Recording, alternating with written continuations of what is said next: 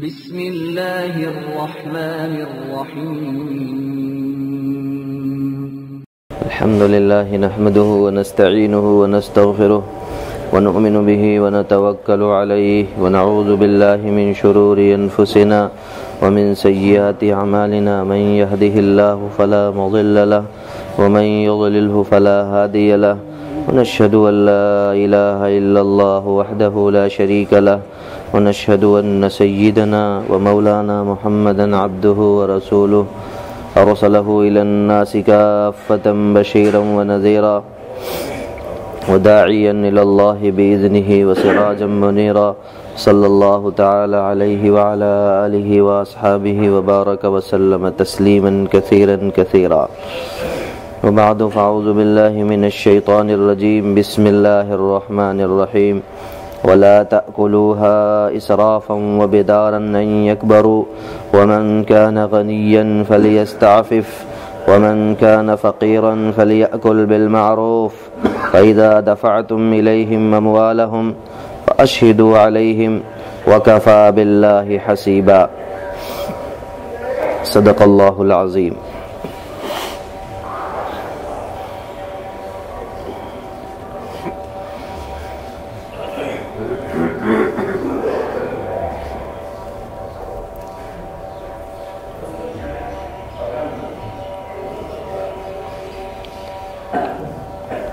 یہ سورہ نساء کی 6 آیت کریمہ کا آخری حصہ ہے. اس آخری حصے میں چوتھے حکم کا تتمہ بھی ہے اور ابتدائی طور پر 5واں حکم بھی ہے. چنانچہ 5واں حکم یتیموں کے مال کو بیجا خرچ کرنے کی ممانعت،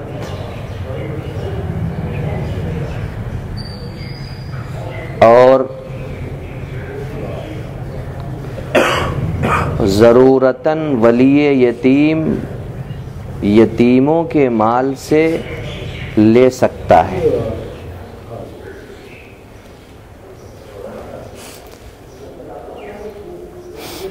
اب پچھلی آیت کریمہ کے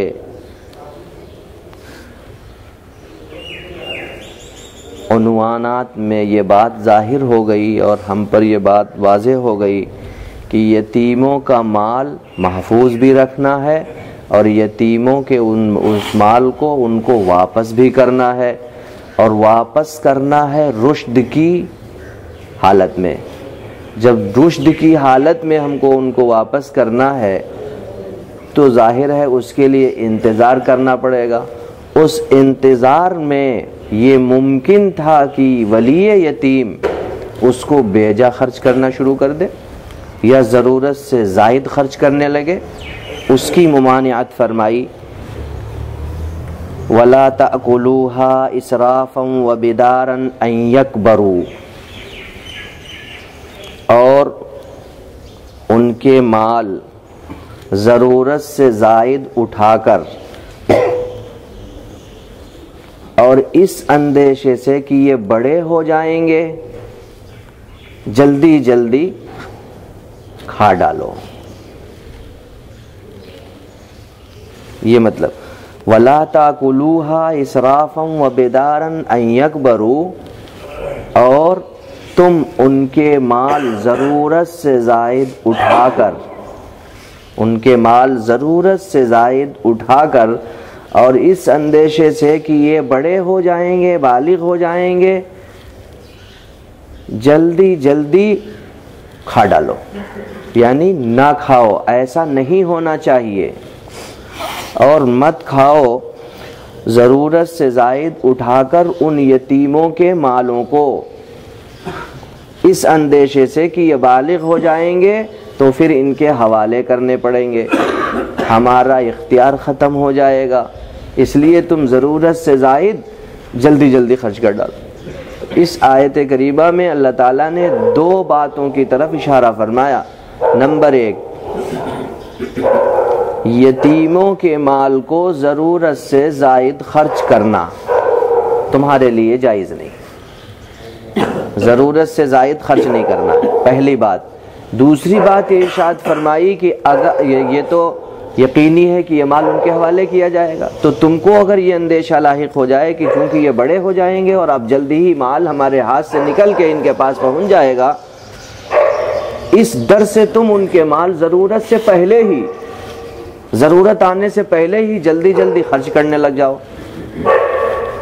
ان دونوں باتوں سے اس آیت کریمہ نے منع فرمایا، وَلَا تَأْكُلُوهَا إِسْرَافًا وَبِدَارًا، اور نہ کھاؤ یتیموں کے مال ضرورت سے زائد اٹھا کر اور اس اندیشے سے کہ یہ بالغ ہو جائیں گے کھا ڈالو۔ یہ صورتحال نہیں ہونی چاہیے۔ دوسری بات، وَمَنْ كَانَ فَقِيرًا وَمَنْ كَانَ غَنِيًّا فَلْيَسْتَعْفِفْ وَمَنْ كَانَ فَقِيرًا فَلْيَأْكُلْ بِالْمَعْرُوفِ۔ یہ حکم پانچواں حکم ہے۔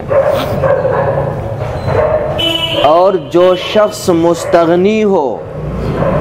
تو اس کو اپنے آپ کو بالکل بچانا چاہیے، اس کو چاہیے کہ وہ اپنے آپ کو بالکل بچائے، یعنی یتیموں کے مال سے اگر اس کو مستغنی ہے، اس کی ضرورت نہیں ہے، اس کے پاس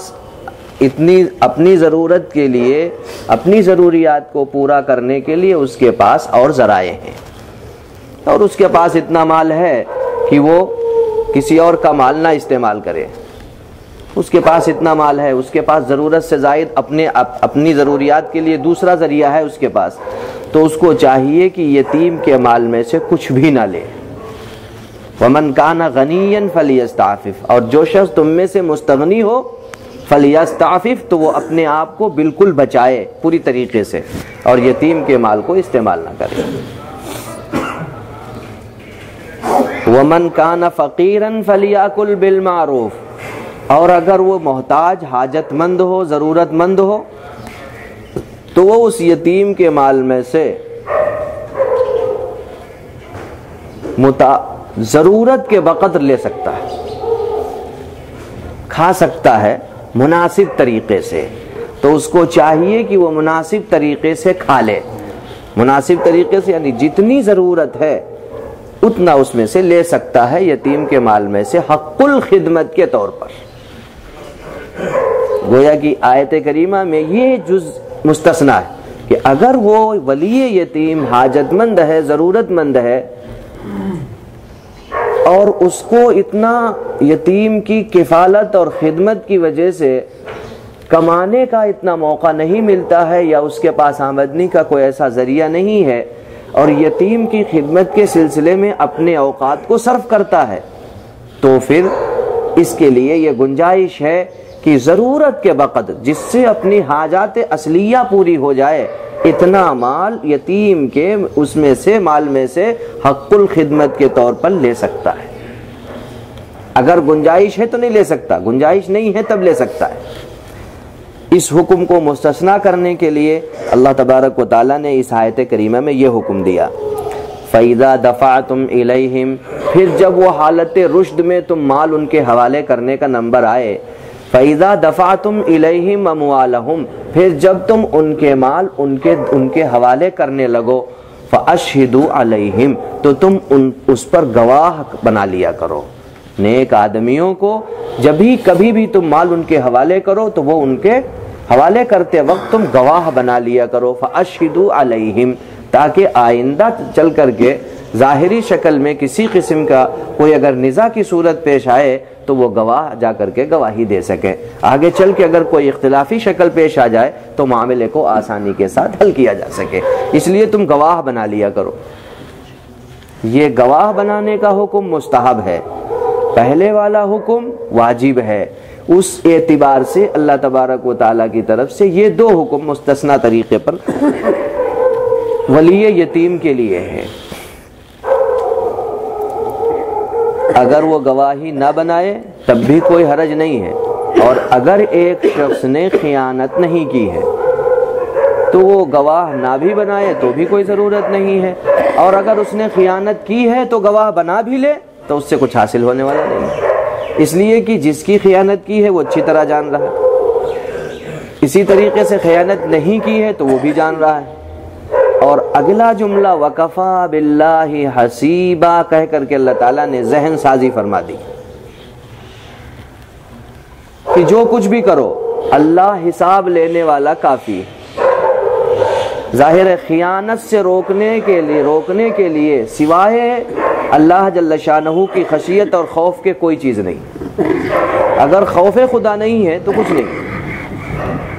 جو خوف خدا ہی نہیں ہے تو وہ خیانت کر سکتا ہے۔